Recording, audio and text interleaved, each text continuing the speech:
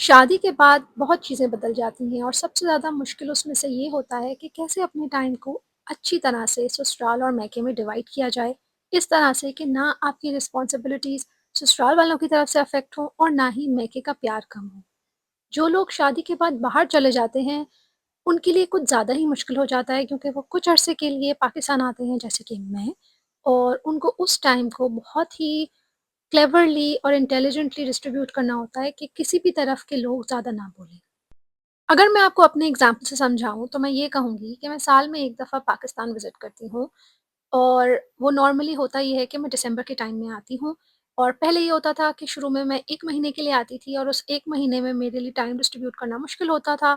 ससुराल वालों में भी मेरे जो जेठ और उनके बच्चे हैं वो भी आते थे बाहर से, तो फिर उन लोगों के साथ टाइम स्पेंड करना। फिर मेरा दिल चाहता था कि सारा का सारा टाइम मैं अपने अम्मा-अब्बा के साथ गुज़ारूँ, जो प्रैक्टिकली पॉसिबल नहीं है। हाँ, कुछ लोग वीडियोज़ में ज़रूर ये कहेंगे कि भई आपके शौहर भी तो अपने माँ-बाप के साथ, अपने बहन-भाई के साथ टाइम स्पेंड करते हैं, तो आप अपने वालों के साथ करें।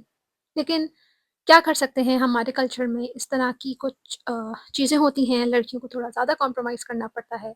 मैं इस मामले में बहुत लकी हूँ कि मेरे इन-लॉज़ बहुत अच्छे हैं, और क्योंकि वो मुझे स्पेस देते हैं तो मैं भी उनकी रिस्पेक्ट करती हूँ, उनसे प्यार करती हूँ। उनके साथ टाइम स्पेंड करना मुझे भी पसंद है, इस वजह से मैं भी करती हूँ। मेरे हस्बैंड मेरी फैमिली को रिस्पेक्ट देते हैं, प्यार देते हैं, मोहब्बत देते हैं, तो मेरा फ़र्ज़ बनता है कि मैं उनके घरवालों को प्यार-मोहब्बत से उनके साथ में पेश आऊँ।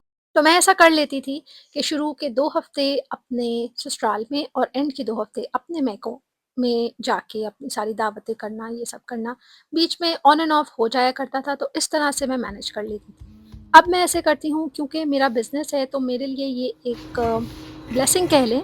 मैं अब जब पाकिस्तान जाती हूँ तो मैं अब तकरीबन डेढ़ महीने या पौने 2 महीने के लिए जाती हूँ। तो शुरू के टाइम में जब मेरे हस्बैंड कराची में होते हैं, तो मैं अपने इन-लॉज़ के साथ ज़्यादा रहती हूँ। 1 आध दिन, 2 दिन विज़िट करने चली जाती हूँ अपने घरवालों को, बीच में दावतें होती हैं उसमें भी चली जाती हूँ। लेकिन फिर जैसे ही मेरे हस्बैंड वापस जाते हैं यूके, उनकी जॉब है, तो उसके बाद मुझे 3 हफ़्ते या तकरीबन मोर देन दैट 1 महीने का टाइम मिलता है, जो मैं एंटायरली अपने माँ-बाप को देती हूँ, अपने बहन-भाइयों को देती हूँ, और उस टाइम में मैं फिर अपने ससुराल में नहीं रहती। So this is one way you can manage it.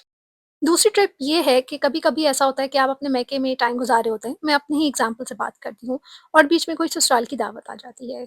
मेरे हस्बैंड के खाला, मामू, चचा, फूफू, उनकी तरफ से कोई दावत आ जाती है जिसमें मेरी शिरकत करना ज़रूरी होता है क्योंकि मैं घर की बहू हूँ।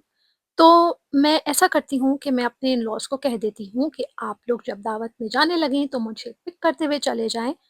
तैयार वग़ैरह मैं अपनी अम्मी के घर से हो जाती हूँ, कपड़े वग़ैरह मैं वहीं पे लेके जाती हूँ, मेकअप का सामान, ज्वेलरी, एवरीथिंग। वो मुझे पिक करते हैं, हम दावत में जाते हैं, दावत से वापसी में अगर देर हो जाती है तो मैं अगली सुबह अपनी अम्मी की तरफ वापस रवाना हो जाती हूँ, या फिर मैं उनसे कहती हूँ, अगर दोपहर की दावत है, कि वापसी में मुझे अपनी अम्मी के यहाँ छोड़ दें। तो इस तरह से दावत की दावत अटेंड हो जाती है, और मेरी अम्मी के घर का दिन भी डिस्टर्ब नहीं होता।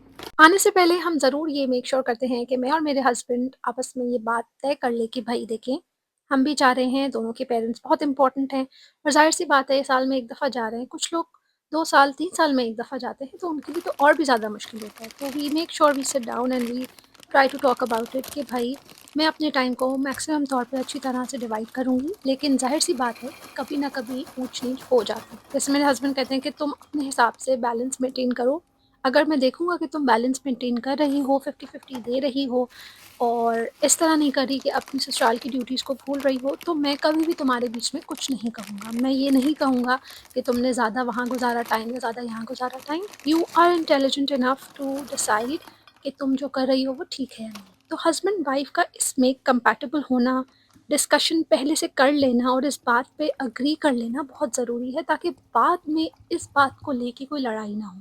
क्योंकि आप जब जा रहे हैं पाकिस्तान, इतने टाइम बाद जा रहे हैं, अपनों से मिल रहे हैं, तो वहाँ जाके इन बातों पे लड़ना-झगड़ना, टाइम वेस्ट करना और अपना मूड ख़राब करना एक बहुत ही बेवकूफ़ी की बात है। Another tip that I follow is कि जब मैं अपने मायके में रहती हूँ, तो मैं अपनी सास को अगर विज़िट नहीं कर सकती, जैसे कि हस्बैंड चले गए हैं, तो 1-1, 2-2 हफ़्ते के लिए अगर एट अ स्ट्रेच मैं अपने मायके में रह रही हूँ, तो आई मेक श्योर कि मैं उनको कॉल कर लूँ।